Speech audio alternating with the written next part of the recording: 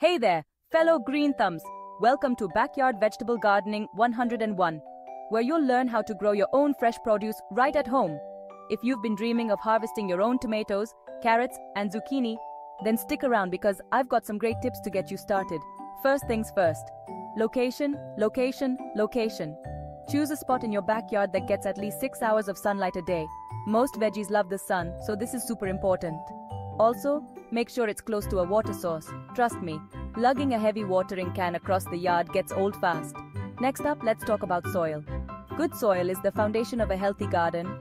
You want it to be rich in organic matter. Think compost, aged manure, or even store-bought organic soil. A quick tip: do a soil test to check its pH level. Most veggies prefer soil that's slightly acidic to neutral.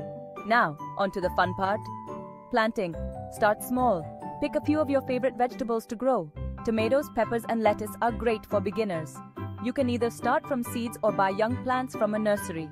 If you're using seeds, follow the instructions on the packet. For young plants, dig a hole big enough for the root ball, place the plant in, and pat the soil around it. Watering is key, but don't overdo it. Most veggies need about an inch of water per week. The best time to water is early in the morning. This helps prevent diseases and gives plants time to absorb moisture before the heat of the day. Here's a pro tip: mulch. Mulching helps retain moisture, keeps weeds at bay, and adds nutrients to the soil as it breaks down. Use organic mulch like straw, leaves, or grass clippings. And don't forget to fertilize. Organic fertilizers like fish emulsion or compost tea work wonders. Apply them according to the package instructions for the best results. Finally, keep an eye out for pests and diseases.